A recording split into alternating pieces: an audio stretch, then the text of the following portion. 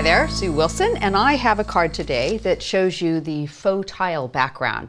It's really lovely to do different backgrounds for your cards just to give something kind of interesting for your projects, and I think this is a perfect one for that. So I'll show you what we'll be using. First up, we have from the Indonesian collection, the Sumatra die. We're also going to be using the Dandelion posies from the Finishing Touches. And the sentiment comes from our Expressions Birthday Wishes.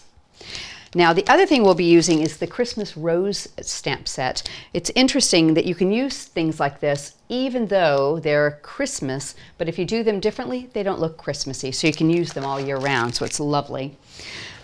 So the first thing is to cut a piece of coconut white card, and I have cut this at 6 inches by 6 inches.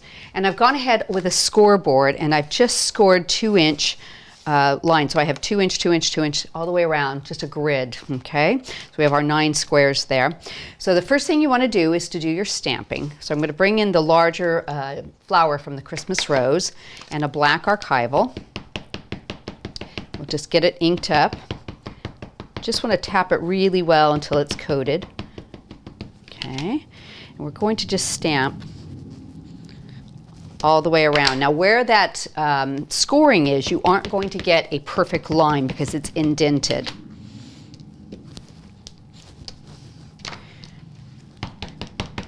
Just throw a few random ones around here.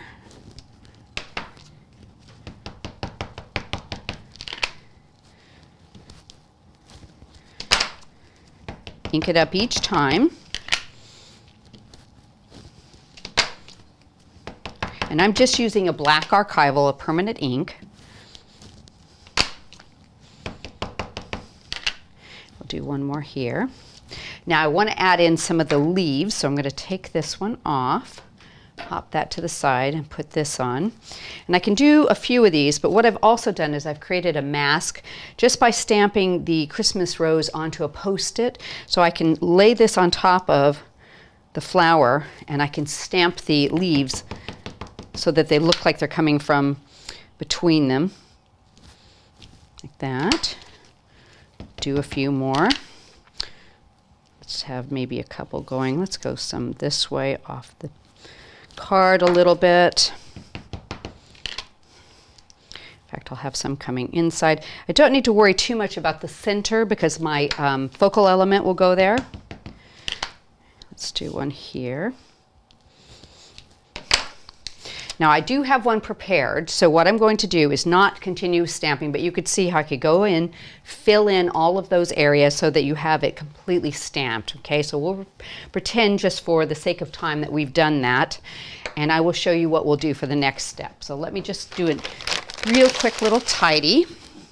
Let me get all my ink off the mat here, especially since this is a permanent ink.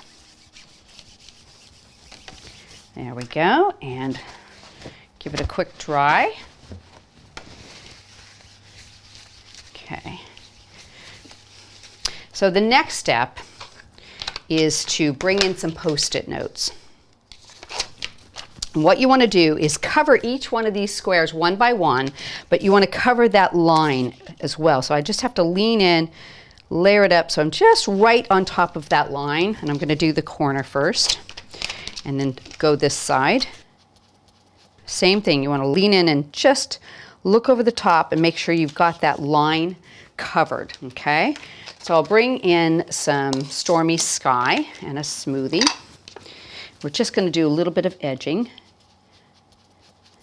Go around the edge here. And leave the center sort of white. There we go. Can blend that out a tiny bit more. Then you're going to lift this piece up and you're going to move your Post-it note to the next square, leaning over so you cover that line. You just cover that one, and we'll need one more now to do this one. Let's bring that in. Oops, wrong way. Over that line, there we go. Try and get them sealed down really nice, and we'll do this section. These have a little bit of a curl to them, so I'm just trying to sponge outward. And then do the edge here. So as you take it off each time, you'll start to see the lines build up, and I'll do one more section here. There we go. So it doesn't actually take very long to do this, but you will have to move the Post-its each time and cover over that score line. Okay. There again, these are somehow had a little bit of a curl to them, so I'm going to sponge inward. So I'm not going to catch that edge, hopefully. And then do the edges here. So I did the original one with Stormy Sky all the way around, then I went back with a little bit darker of a chipped sapphire just to give it a tiny bit more edge. But you can start to see how we're building up those lines coming through, so you can see that. And the one I've done ahead of time looks like this. Now, the center didn't need to be done because we're going to be covering that, but I just thought it would show up better. And you can see it looks like tile, like a really nice pattern in China or something. So now I've got that sorted. I'll move these out of the way. So what I want to do next is create a background for it. So I've done a little bit of stamping ahead of time. I've brought that same flower back in. And let me find my stamp. There we go. Put that back on. And now I'm going to go to a cobalt blue archival. It's permanent ink. Even though those are black, I wanted to kind of match that blue look to the card.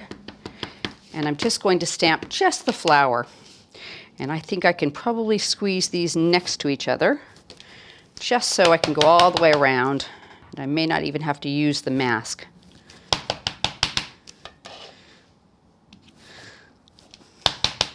There we go. And I'll tell you what I will do.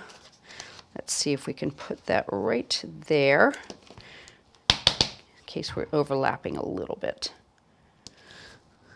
There we go. Okay. Pop that back on. Move those, and we'll give this a quick wipe and a little bit of a dry. Okay. So now I've created a really nice little edge to seat my paper onto. I'm going to go ahead and put that onto the background. Some mounting foam. It's a lovely way to give some dimension to your card as well as adhere your backgrounds to your card. So I've just gone ahead and added some French Navy card as a mat underneath my pierced edge there. Bring in the piece that we've done that looks like the tile. I'm going to raise that up a little bit as well. Pop that right into the center so you just catch that flower edge. And I've gone ahead and cut the Sumatra. I've done a background in blue, and this die is lovely because it has an outer cut edge that has piercing to it, plus a second cut edge, so you get a really nice little mat for it already. Put that into the center. So it would cover that area if I had not added the center area there. And we'll just use a little bit of tape on this one. Oops. Pop that one on there flat. So you can see you have a nice mat to that. And then we're going to use the words birthday wishes. So I've gone ahead and cut them out in the French blue. I've done a couple layers of them, which gives them a little bit more stability. And I am just going to add these with a tiny bit of spray glue. So I'll tip under here and do my gluing. Let me get this one. There we go. So I'm going to offset this a little bit. We'll put the birthday wishes in right there and the birthday part of it up here because it's got quite a large little curly Y to it. There we go. Give that a second to adhere. And I'm going to add a little bit of a detail with the Dandelion Posy. So what I've done is I've gone ahead and cut one of them. Let me get that. Taken a little bit of the Dries clear glue and just gone like this around it, just to give some sparkles. There. And I'll bring in a piece of copy paper. And I'm going to just put a little bit of ice snow on top of that. Set that down. So just random glue over it. And when it dries, you'll have a really sparkly little posy like this. So we'll go ahead and add that on, and that will make the perfect little finishing touch for our card. Off to the side here. Got a bit of mounting foam on the back there. So there you have it. Beautifully finished. Got an absolutely gorgeous background there that really takes your whole eye in.